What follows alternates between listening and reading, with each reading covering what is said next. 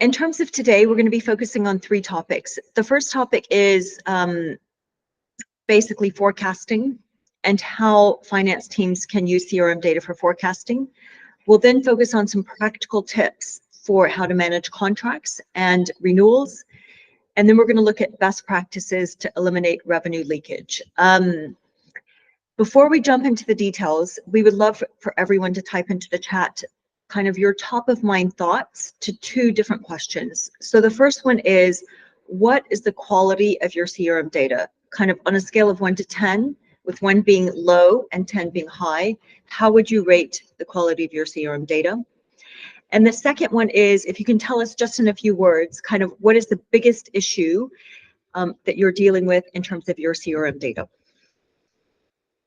We're going to just be monitoring the kind of answers to the chat as we go, and we're going to try and pick up questions and kind of integrate them into the answer. But kind of your thoughts and your feedback will be very helpful. Once we talk through the best practices for our 3 topics, we're going to come to Q&A. We're going to make sure that we leave at least 10 minutes for Q&A at the end. We're going to take Q&A through the chat, so make sure you keep your chat window open. Hugh, do you want to just share for a minute or 2 kind of your experience kind of working with companies in terms of kind of why this is so important? Sure. So I work with, in my sort of customers I work with directly, roughly 25 to 30 mixture of SMBs up to enterprise customers who have sort of large HubSpot, mainly Sales Hub integrations. So they're tracking the commercial data in there. And I really often find that they have spent huge amount of time, effort, and resources making sure their commercial data is right. So they're tracking salespeople's every move, they're tracking the deal values, all of that. And then their finance data sits over here in a dark room that nobody should ever talk to or look at. So it's the key part of, I think, why we're, that we want to get out today is that really those 2 things should be connected, because bad CRM data, whilst annoying and is a drag in your business, probably won't shut down your business. Okay, like that will be annoying and things like that, but a bad collections policy or not getting invoice out the door or having cash flow problems will tank your business. That will shutter a firm. So we have to think about this stuff. And the other part of this is you can have salespeople closing deals that are millions of dollars in your portal. Unless that money hits your bank account, it doesn't matter. So you need to have a source of truth that you can rely on by connecting these 2. And I realize that's difficult. If it was easy, we wouldn't bother having tools like ScaleXP and, to be honest, Hubspot. So it is difficult, but there are certain things we can do that make it worthwhile. It is absolutely key, and the firms that nail it, everything else becomes easier and their businesses run better, in short. Absolutely. And I think one of the things that we'd love for people to take away from this webinar is that it doesn't have to be hard, and that it is possible for companies to get started kind of early in their life cycle and as they're building towards success. So our first topic is revenue forecasting, and this is very close to most finance teams' heart, and in fact, to just companies understanding what's going to happen in the future. But there's a few reasons that it's hard. So the first reason is that the data for a revenue forecast sits in multiple systems. It is always changing. Many people feel like they need to import the entire sales funnel in order to get a view of future revenue. And they then need to kind of work to remove certain deals. So any that are stagnant, any that are old, then any that are unlikely to close.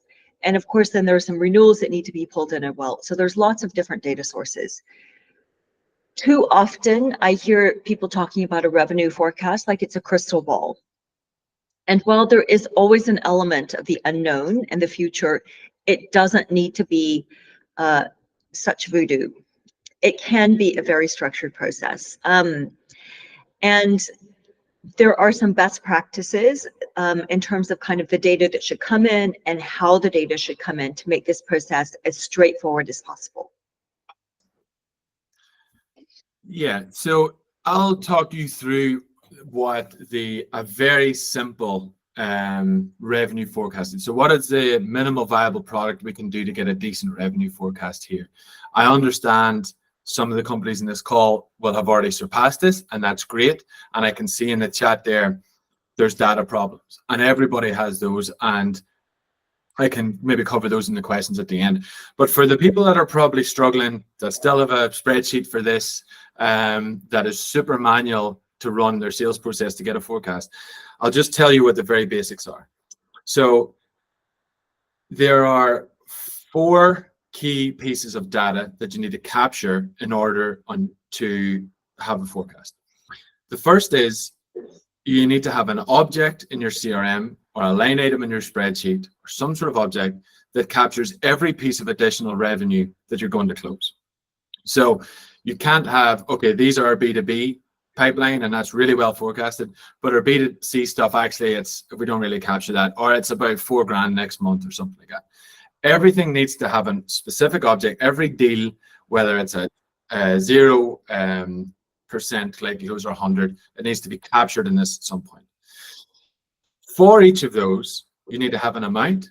So whether that is for a SaaS business, a recurring subscription amount, or it's for an e-commerce business, it's how much you're selling it for, but there needs to be a dollar, pound, euro value in for every single one of those. So often I see salespeople putting in £1 for deals because they haven't scoped it right yet, or 0, leaving it blank. There are ways in CRMs, and HubSpot is the same as Salesforce, is the same as Zoho for this, that you can make that mandatory and you can alert on anything that is 1 or 0, for example. So there's ways of tackling data problems, but at a minimum, have a deal amount. The next piece of data is a close date. At very least, you need to have something that largely represents how often these deals or the period of time in which these deals close. So even if the salesperson is like, I have no idea when it's closed, make an educated guess. Otherwise, the revenue is never going to come in. You shouldn't be counting it in the first place. So ensure it's mandatory to have a estimated close date for every deal, and be aware that that will get closer to the pin as the deal travels along the pipeline. And then lastly, and tools like HubSpot or Salesforce do this automatically, as a deal travels along your pipeline, usually they do a Kanban view of objects that travel from left to right, have a deal probability. So if something is at scoping right at the start, or you've just got a warm lead handed, 10%. As it moves through and you've sent a quote or you've sent a contract or you're at negotiations, 50, 60%, and then it's out for signature, 80, 90%, depending on how confident you are. With those pieces of data, so deal amount, close date, deal probability, that's enough then. It's 3 numbers that you can estimate out and get a revenue forecast from. The better and more accurate those numbers are, the better your revenue forecast will be. That sounds too simple to be true, but when you boil it down, that's pretty much all you need if you're capturing all parts of that and your data is reasonably clean.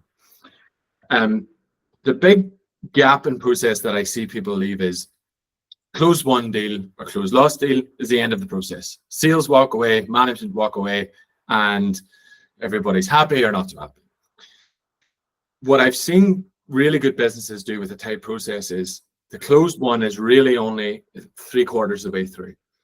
Deal goes to closed one, then it goes to be invoiced, or a process or a tool like ScaleXP automatically invoices that customer. Now, there's a little bit of setup in that. There's a little bit of connecting different tools, but we'll talk about with technology now, it is not as difficult as it used to be. You don't have to hire somebody. You don't need an agency, anything like that. So, for example, in HubSpot, it would be close one deal that's automatically invoiced. Then still not finished, you have to ensure that that invoice is paid. And only when the invoice is paid does everybody walk away happy, because the money's in the bank, the salespeople get paid their commission. So you have to think about it in a slightly longer process, but with small pieces of key data that go all the way through. And then that's what we can do to build a sort of basic forecast. I will discuss then renewals as we go through here, which some people put at the end of that process in the SaaS business, but then it sort of goes in a circle all the way around. Suezann, does that make sense? Is that what you see? Does that sound like a useful or accurate process on the CFO side? 100%, absolutely. And I mean, interestingly, some of the comments that came in through the chat was all about revenue recognition. And I think it's worth taking a minute to kind of just touch on kind of how revenue recognition can feed into this, because there's a very clear feed in terms of invoiced revenue. So kind of what we always recommend is kind of when your invoices are sent out, you are pulling in 100% of the deferred income into your sales pipeline. So you're looking at kind of any invoice sent and how that revenue is going to be recognized in the future. So that's a critical component of the forecast as well. Shall we have a look at how best practice looks? An example.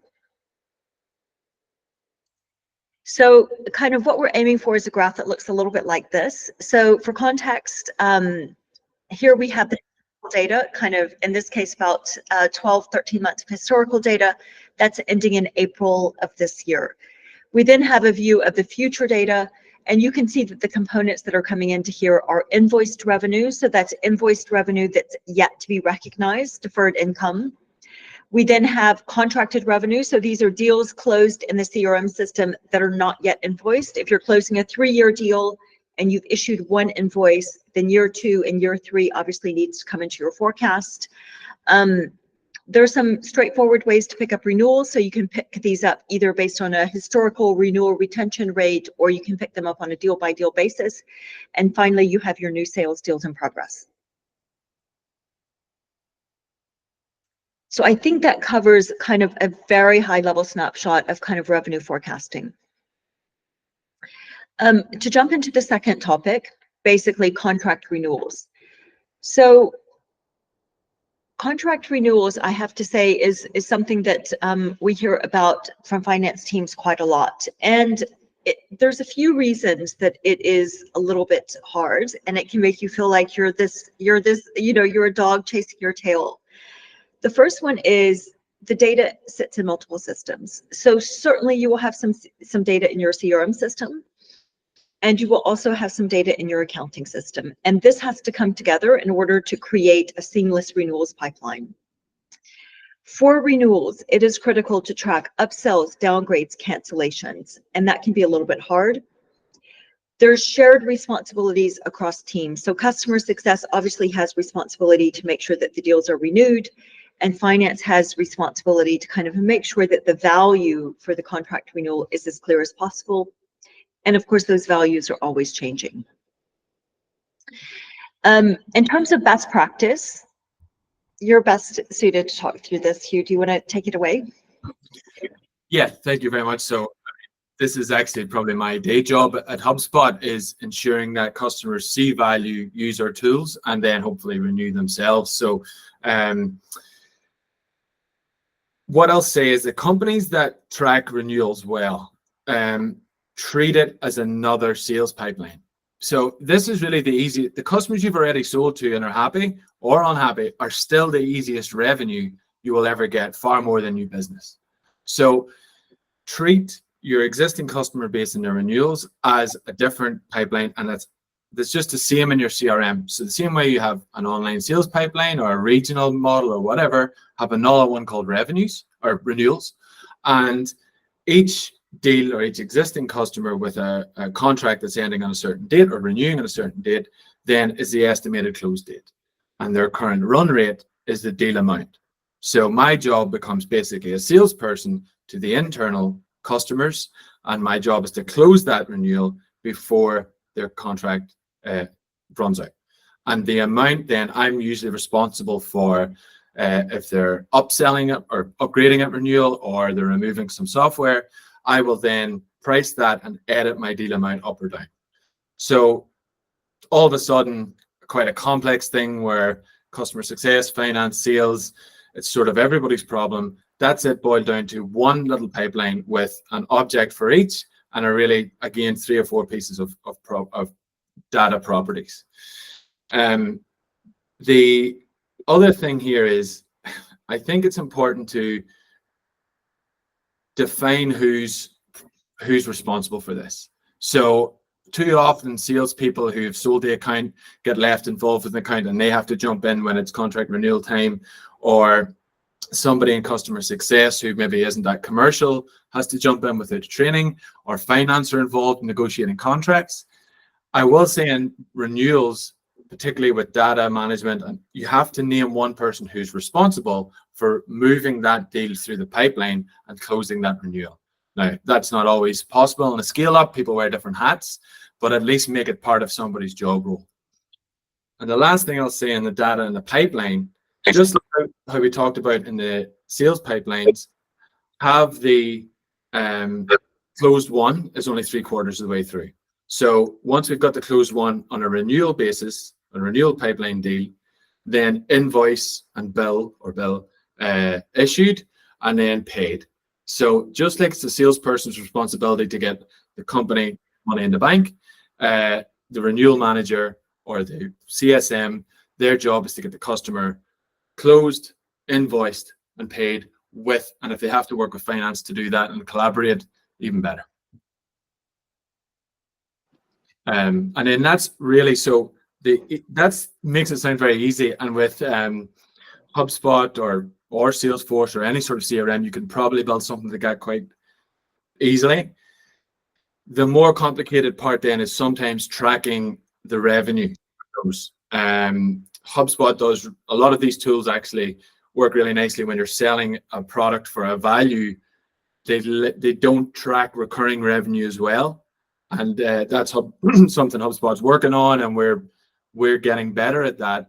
But this is where then a tool like ScaleXP probably comes in, where it illustrates that recurring revenue from and matches it to your Xero or your Sage or something like that, and it displays it then together. So the business end of it can be run on your CRM, and your user, your CSM, whatever, tracks it all the way through. But the data and the heavy lifting really is the ScaleXP into your accounting software, and that's working really. And I think we've maybe got a screenshot of that next, Suezann. Yeah, absolutely. And so kind of this is the renewal schedule in ScaleXP. For someone who's never looked at it, it probably looks a little bit busy to start off with, but kind of on the left-hand side, what you have is kind of renewals due. So ScaleXP is summarizing these automatically from the data and the text on the invoice. We're then tracking these through the CRM pipeline. So you can kind of tag, and I can see that someone typed into the chat that the best practice, the best practice is basically create that renewal as soon as the deal is closed, set it up in here, and then ScaleXP will pull in the status from the CRM system and keep it continuously updated. This is very nice because you can just look down this page and you can see if there's a deal that's missing. And that can be flagged early to the customer success team. And then of course, all the latest contract values can automatically feed into your revenue forecast as well. So this is a good way to kind of make sure that nothing falls through the cracks, and that everything is being picked up and kind of works systematically. To jump into the third topic, revenue leakage. So what do we mean by revenue leakage? Some people have kind of a very clear view of what it is, others not so much. But I guess from a finance standpoint, what it means to me is that it is the unintentional delay in invoicing or in getting paid. And it comes in a lot of different guises. So the most common one that everyone thinks about is invoices that are sent late. Maybe they're delayed a week or a month, or sometimes even several months. A second one that people sometimes don't think about is a high invoicing error rate. So for context, a week or so ago, we onboarded a customer, and these are the kinds of things that we love to talk about up front, just because it gives us very clear targets in terms of improvement. This customer mentioned that they had an error rate of about 20%. That means 1 of every 5 invoices being sent out has incorrect data. And it's because the sales team closed the deal, and then they kind of sent a Slack message to the finance team, who kind of picks that up and prepares the invoices as well as they can, but it's not comprehensive data. And then it goes out with an error, and then of course the customer gets annoyed and they talk to finance, and then finance is chasing their tail trying to correct the errors.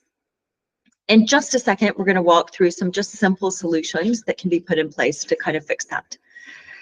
Another example of revenue leakage is forgotten or delayed renewals. So, people just aren't tracking the renewals, or the renewals are tracked in a spreadsheet, and then the person who's tracking those renewals in a spreadsheet leaves and someone forgets to update the spreadsheet.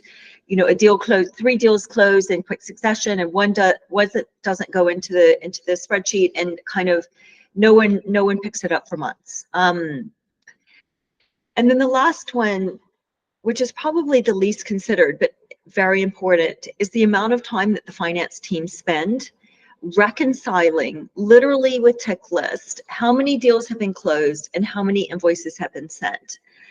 And to underline this problem, someone said to me yesterday, new customer onboarding to ScaleXP, the finance person basically said she's going back through, their fiscal year end is now, she's going back through basically all the deals closed in the last 12 months. So far, she spent 3 full business days, literally ticking off, have all my invoices been sent? And she estimates it's going to take another 2 days. I would categorically say that that is an example of revenue leakage, because A, there will be some invoices that weren't sent, but a week of time to kind of manually check this is a process that belongs, you know, in the last decade, or certainly in the last year. So in terms of kind of, I guess, best practice, what do you see, Hugh, on your side in terms of kind of what works best to kind of get rid of these problems? Yeah, I suppose, spoiler alert, it's a collaboration really is the answer here. Now, I have been on both sides of this. I've been a customer success manager in small growing firms, and I've never thought once when I was early in my career about how anything finance would work. And I didn't speak to finance, probably scared of CFOs and things like that. So, and then I've been on the other side of that where you're trying to work out people. I've been on the other side of that where you're at a management level, you're trying to work out, you know, we've got all this revenue in the CRM and none of it in our financial accounts. So what I'll say is, in the past, this was hard to sort. Okay, we didn't have the tools that we used for this were NetSuite, Sage, huge on-presence financial softwares, accounting softwares that took a team of accountants even to make it work, probably ran on diesel in the back of your office. Nowadays, we have the technical tools to solve this. It is not that complicated if we agree the processes. You have CRMs that you can get for free. HubSpot's one, there's plenty of others. You can get integrations like ScaleXP, and then you can get accounting software that's cheap to start as well. And whatever your opinion on Xero and different ones, there's plenty of options there. They are reasonably easy to work out with somebody who's familiar with those, and they will start sending out invoices, accurate invoices, with pretty not much effort. So therefore, I don't think anymore the technology is the blocker. For most of the businesses here, it will be people and process. So the first thing I would do is, whoever is sending out your invoices, whoever cares what your Xero or your bank accounts look like, bring them in and have them sit beside the person who's selling the deals and get them to feel each other's pain.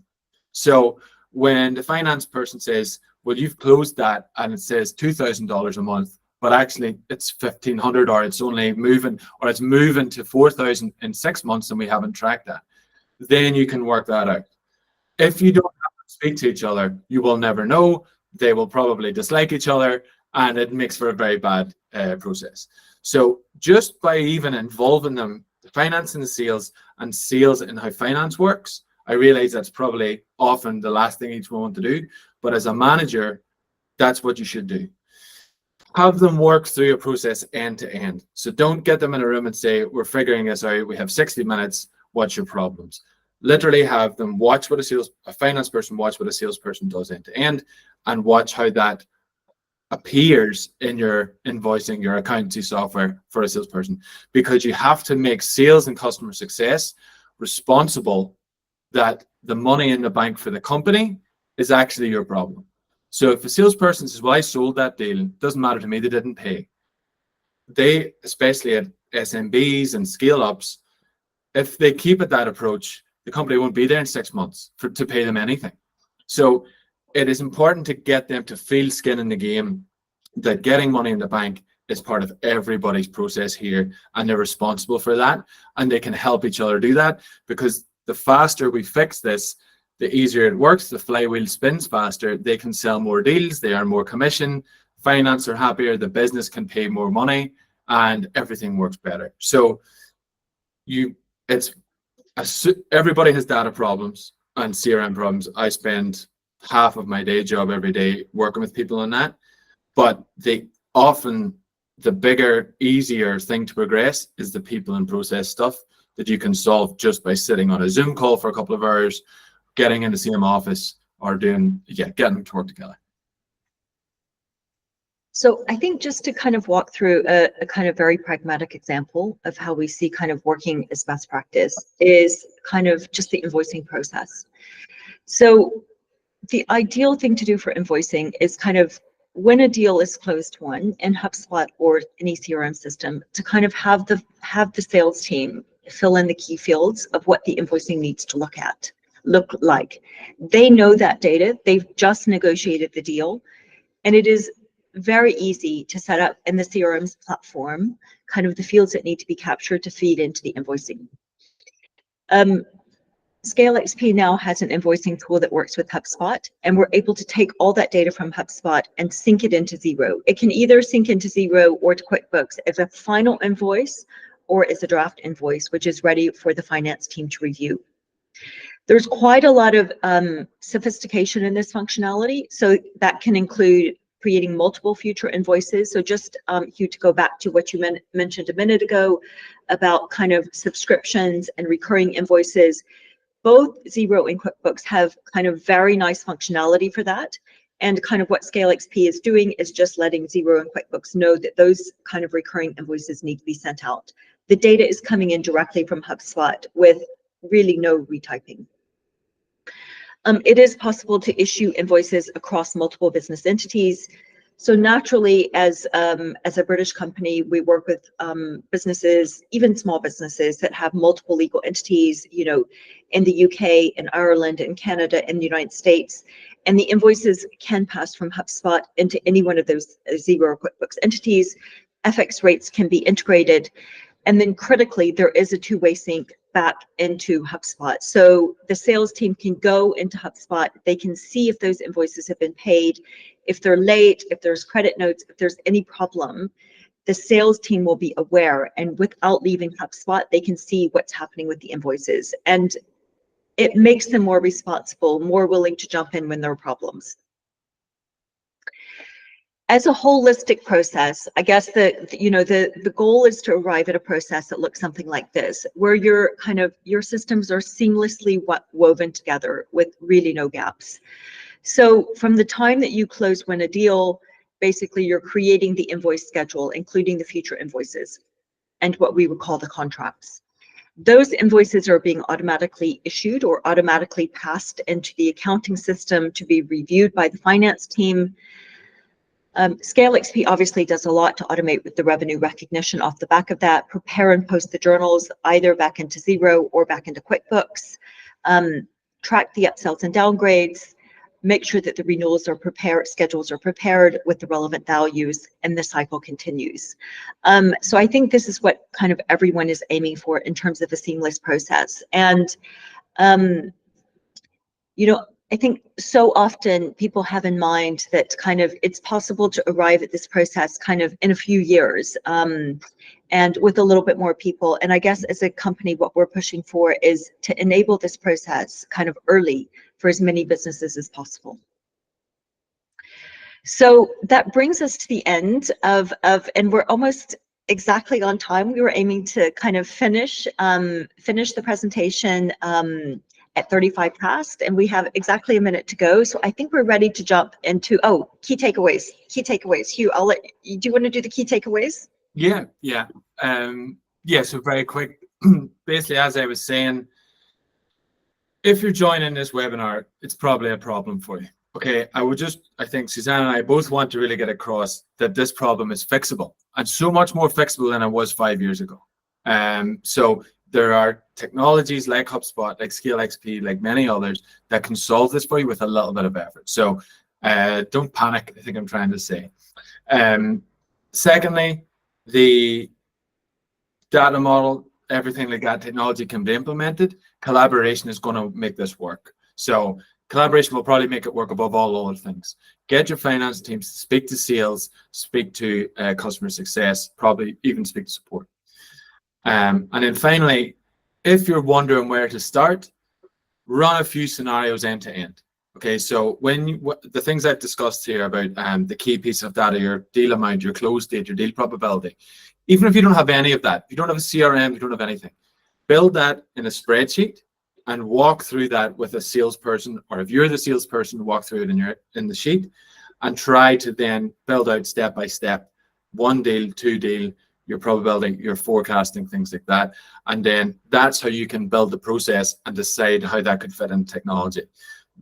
I was going to say, don't start with the technology first and work backwards and decide how your process is going to work. I say that working for HubSpot. As long as you're buying HubSpot, that's fine. So yeah, those are my 3 key takeaways. This is fixable, get the collaboration, and run a few processes through end to end. Perfect. Okay, I think we're ready to jump to Q&A. And I can see, by the way, there are some really amazing comments in the chat. If you have questions, if you type them into the chat, we'll pick them up. I just want to kind of pick up one that someone just mentioned in terms of revenue leakage, because I think it's a really great kind of hint and tip. So Kevin typed into the chat that one of the things that they did to stop revenue leakage is use the HubSpot quote functionality. And that forces people to put in the line items for the quotes. And those line items then can feed into the invoices and can go directly into your accounting system. So that is a really great tip. Thank you so much, Kevin. And I can add more to that just because I work with our customers on that. I think that's a really good shout out, Kevin. And even Ish further up in the chat also called out using workflows or automation in HubSpot. There's a lot of opportunity, as you mentioned, to use the tools that you have access to that are relatively inexpensive or free or you're already paying for to make this process that much smoother. And so I think the combination that Kevin talks about of using quotes, which forces you to use line items, and then you look at tools like ScaleXP invoicing, where it can take that quote information, create the invoices straight out of your CRM, keep it in sync with your accounting platform, come through to ScaleXP, defer the revenue, build your contract and renewal schedule. You start to see how you can reduce the amount of clunky spreadsheets, the amount of time that your teams are spending to do all of this. I saw the thumbs up there, Ish, so really looking forward to talking to you about it as well. But yeah, like take advantage of those tools, take advantage of the automation across the platform. And when you tie that together with that end-to-end flow that Hugh was just talking about, you really start to see those benefits compile. I'm Matt, by the way. I'm head of customer success at ScaleXP, in case you're wondering why I'm chiming in. I talk to our customers on a regular basis about how they can use all of these end-to-end processes to drive those results. Okay, so we're just going to take questions from the chat. If you have questions, just type them into the chat. And then I think you and I should just kind of glance back through the chat and we'll cover off as many questions as we can. So I can jump in there actually on one for Paul Hamilton. That Paul, I understand low deal volume, but high, so you have a small number of very high value deals. So your forecast is often lumpy then. So you're either going to be a millionaire by the end of the quarter or the business goes bust. I know I've been there. So there's only so much you can do. I would make your probability very, very exact. So, and even better if you design formal reasons why. So salespeople and they will just, there's always an aspect of sandbagging. So, you know, until they're getting to the end of the quarter or the end of the month, they'll say, oh, it's not going to land. And then at the end, it goes to 90% out of nowhere. Try to formalize what the probability ratings are. So if you sent a quote, you know, and that quote has been looked at in the email, you can see an email tracking software or something, or you've had a call in the last 5 days and certain words were used. Try and really drill down into what makes that likely to close, and then try to give super accurate probabilities. Other than that, my only suggestion from a data model point of view is split it out into different deals for different products, you know, that are linked. in your data model or your CRM or whatever. So, you know, if you're selling 4 different products under one deal, maybe have 4 different deals if different parts are less likely to close. But otherwise, I just appreciate it is difficult, and forecasting is going to be lumpy over time. Perfect. So I think there's a question from Emma about kind of making sure that kind of the data, and it looks like it's a question specifically related to kind of revenue forecasting, kind of making sure that the data is being captured kind of as accurately as possible. I think I would say, Emma, like take a quick screenshot of the slide. I think basically by setting up these parameters right here, so all deals with a close date and with a contract value and a probability, your data will improve, kind of your forecast will improve kind of almost immediately. And you know, I think we're happy to kind of work with you to make sure that that gets set up, and kind of anyone else who's on here who's a ScaleXP customer, we're happy to work with you to kind of make sure that this gets set up exactly as it needs to be in HubSpot. But these parameters are what will drive the accuracy of your forecast for your new business. Also see Maria's point about sales reps not entering data correctly, and having been on both sides of the coin on that, I know about not entering data correctly, and I know about receiving data that's not been entered correctly. I think one of the things that we try to do from a ScaleXP perspective is give you the option of consuming that data as the salesperson has entered it, but not treating it as gospel. So giving you opportunities to override at certain points throughout that as well. Obviously, the best ideal situation would be everyone's entering data in perfectly every time, but every time somebody has to manually enter data in any area, you're going to see issues and you're going to see choke points. And so just giving the right people the ability to override and make judgment calls on that is important throughout the process. One thing that I used to do when I was a finance director, specifically for the kind of sales forecasting, is kind of in building this picture, I would take the data from the CRM platform.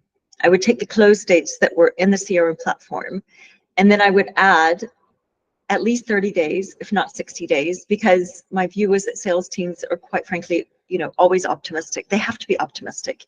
They're optimistic by nature. I think little things like that make a big difference, because it means that you're taking the source of data, which is from the sales team, the best view of data that exists in the company, but you're kind of overlaying some kind of assumptions that just make it more realistic and kind of bring it in line with kind of your experience as a finance team, which is of course always just a little bit more conservative. Those, what I would call kind of key assumptions around kind of, you know, how much do you want to kind of dial up or dial down the kind of forecast from the CRM platform, are pretty straightforward to do in ScaleXP. And if anyone doesn't know how to do that, we're really happy to kind of give you a quick overview. Ada, I saw your question about, does this work with HS Sales Hub Starter package? I think I won't speak for Hugh, but I'll tell you that I'm using a free version of HubSpot for my demo account, and the screen that you're looking at right now, the revenue forecast, is in my demo account. So I've basically taken a deal with line items from closed one, created my invoices in HubSpot. That's flowed through to ScaleXP. I've created the contracts for those contracted revenue items, and I saw a question about that earlier of how do we capture a forecast from revenue that doesn't have an invoice yet. And so all of that information is kind of flowed through to that contracts piece, and this is a live view of that data from my database from the free version of HubSpot. So I imagine your ability will only be increased by the version that you have. Ish, to answer your question on creating deals in the CRM, there's probably multiple ways you can do it. I think as we have discussions about that, we'll probably decide what works best for your business. If you're using ScaleXP invoicing, you kind of generate the invoices, as I said, in HubSpot. And so there's multiple ways to do it. You could create 1 3-year product, 3 1-year products. And then HubSpot also gives you some flexibility around how you configure the deal amount. So you can take the MRR, you can take the ARR, you can take the total contract value. All of that kind of information is going to flow through to ScaleXP. But then again, when you're generating those contracts in ScaleXP, or if we're going to be doing that automated in any way, we'll have to figure out what works based off of that scenario. And I think that ties back to what he was saying about, let's just go through end to end a few different scenarios that are relevant for you as we're building that out. Perfect. I'm conscious that we have about 30 seconds until we said we were going to finish, and we like to finish on time. For anyone that's not a ScaleXP customer, of course, we'd love to talk to you about how the platform can make all of this just a little bit easier. You're very welcome to sign up for a free trial. There is a link down here at the bottom of the screen. You can also just, get in touch with us via the email invites that we sent out. The last thing that I just want to wrap up with is a huge thank you, Hugh, to you for joining. It's so helpful to have your insights and your experience from working with larger companies to kind of bring those to bear and to kind of really underline how important this is to kind of slightly smaller companies, slightly higher growth companies in terms of getting their processes right. So a massive, massive thank you. Well, there is one more question that we didn't address, Laura. We have deal lengths ranging from 6 to 36 months. Can HubSpot reflect the MRR spread over different terms in its forecast? So when we're talking about the revenue forecast chart that you saw, that's actually in ScaleXP using both HubSpot and Xero or QuickBooks data. So based off of your contract terms, we can reflect that in that revenue forecast. And it is tied to some of the parameters around the deal. So we can have a 6-month deal, a 3-month deal, or a 72-month deal, all reflected accordingly. And then from that renewal schedule, in theory, if you have a 36-month deal, we could be looking at 36-month contract and then the 36-month renewal off of the back of that. So you would have essentially 6 years of MRR forecast tied to those deals. So I think with that, we're going to go ahead and wrap it up. Thank you everyone for joining. We really appreciate your time. We know everyone's busy, and we sincerely hope this was helpful and useful. Have a great afternoon, or if you're in North America, morning. Take care. Thanks, guys. See ya.